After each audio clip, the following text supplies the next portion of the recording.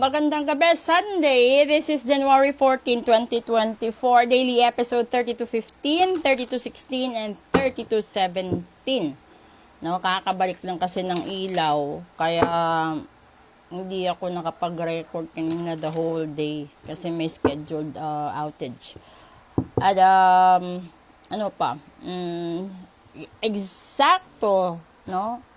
30 days from today, Valentine's Day na. So, mag-ingat. At may nakikita ako maraming mabubuntis, maraming hiwalayan, maraming masasaktan. Ay, nako. Dito muna tayo. Okay? Oh, sabi ko sa'yo, singer. Pangalawa,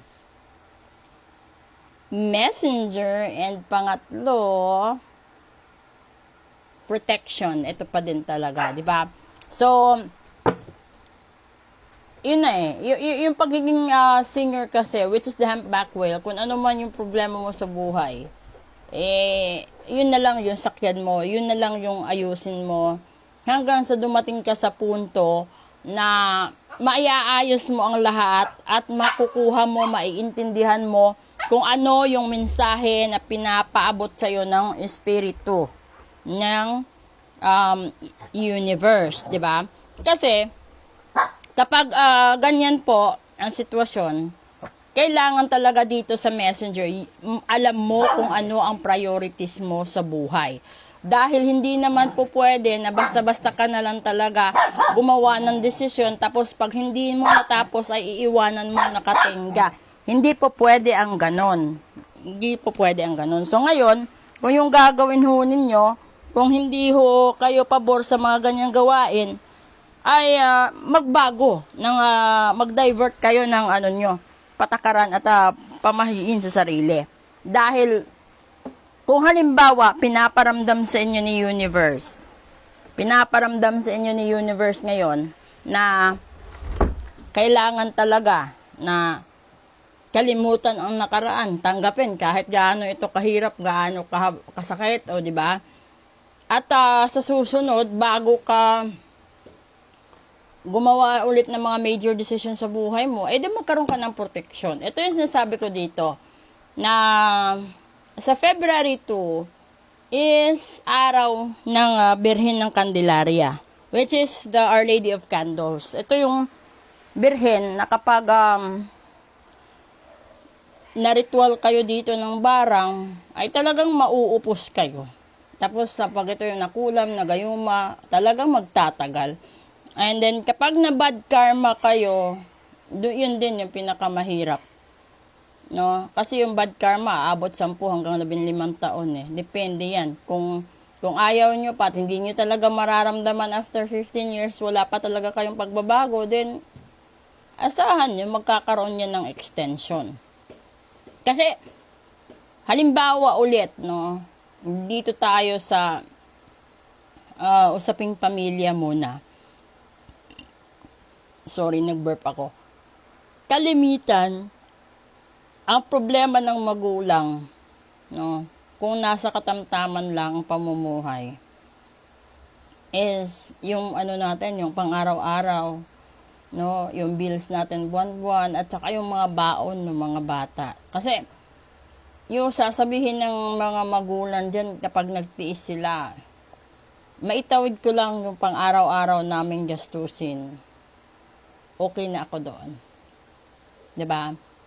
Pero deep inside, ando doon pa rin talaga yung panawagan ng subconscious ng magulang ninyo na sana, no, gumaan ang buhay bago man lang sila mawala sa mundong ibabaw, para maranasan din nila kung paano i-enjoy ito kasama kayo at saka posible mga apo na nila, di ba? At yung mensahe ni universe dito, this is the messenger, the second card. Kailangan mong tanggalin lahat ng distractions mo sa buhay and then you focus on your priorities. Kung yung problema mo ngayon is sa pera, no, pagkain sa pamilya, dun ka muna. Mag-focus ka muna doon, and then kapag na-secure mo na yon, and then sa tingin mo kaya mo stabilize yung pang-araw-araw na pagkain, no, baon, 'di ba? Tsaka mo bigyan ng panahon ang love o relasyon. Kasi, hindi po pwede na isabay mo yung trabaho mo, yung priorities mo sa pagmamahal. Alam mo kung bakit? Kalimitan kasi sinasabi lagi ng babae. Minsan kahit lalaki, hindi pala ako ang priority mo. 'Di ba? Kung ikaw naman yung tipo ng tao na gusto mo palang maging priority ng taong mahal mo, pumili ka ng isang tao na wala pang priorities or may priorities mo siya sa buhay niya pero hindi ganun kabigat. Huwag kang makipagkompetensya sa priorities niya sa magulang niya or sa mga siblings niya. Kasi kalimitan namumulat sila sa kahirapan eh. And then may mga tipo ng anak na yun yung gagawin nilang fuel para wag sumuko sa lahat ng pagsubok ng buhay, sa lahat ng hirap sa buhay. At yun yung magbibigay sa kanila ng drive na ano yun eh, aakyat siya, aahon siya, yun yung gusto niya. And then, di ba, kung ikaw naman, mahal mo yung tao, you support that person na lang.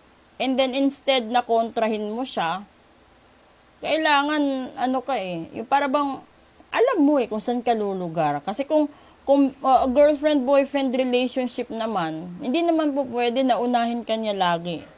No? Kung alam mo naman na siya yung tagahatid sa kapatid niya or taga-tulong sa negosyo ng magulang niya, wag mong ubusin yung oras niya. Dahil ang pagkakaroon ng isang relasyon, hindi naman lagi na kailangan na magkasama kayo eh. Unless kung ikinasal na kayo, dapat tumira kayo sa isang bubong. Pero kung sasabihin natin boyfriend, girlfriend, you can still love each other kahit magkaiba kayo ng address. Ang gagawin nyo doon, kung nag-aaral kayo, you focus muna dun sa studies. And then serve that relationship as your inspiration. And then you create goals and targets sa buhay ninyo na pagdating ng tamang panahon, kapag nakapagtapos ka, konting trabaho muna, mga 1, 2, 3, 4 na taon, no? And then you save money for yourself kung gusto nyo talaga na magsama kayo. Huwag nyo nang iasa sa magulang nyo, sa gobyerno, o kahit kanino, no? Yung mga gastusin sa pagpapakasal. Kasi, yung iba kasi atat na atat eh. Alam nyo, kung totoo kang mahal ng tao, kahit wala kang kasal, mahal ka nun. Hindi naman ibig sabihin bibigyan ko kayo ng example Kapag ikaw ba na-arrange marriage doon sa taong kasundo ng magulang mo, pag nagpirmahan ba kayo ng marriage contract, magkakaroon ba agad ng spark? Di ba wala? Huwag kayong maniwala. So, hindi ako, sa against ako sa kasal, di ba? Hindi. Pero kasi, ginagawa nyo kasing yung ginagawa nyo dahilan yung kasal para maipit ang isang tao at hindi na makawala sa inyo, which is bad. Huwag nyong gawin yan kasi nandiyan yung triple na tama ng karma sa inyo. Ibig sabihin, hindi siya bababa sa 3 cycle ng karma. So, 30 taon yan, mahigit, di ba? Kasi bakit mo pipigilan, bakit mo pipilitin ang isang tao na alam mo naman na sa umpisa pa lang, napasubo, napilitan, naipit, or sabihin na natin napikot, na whatever situation that you call it na, ganun na yun.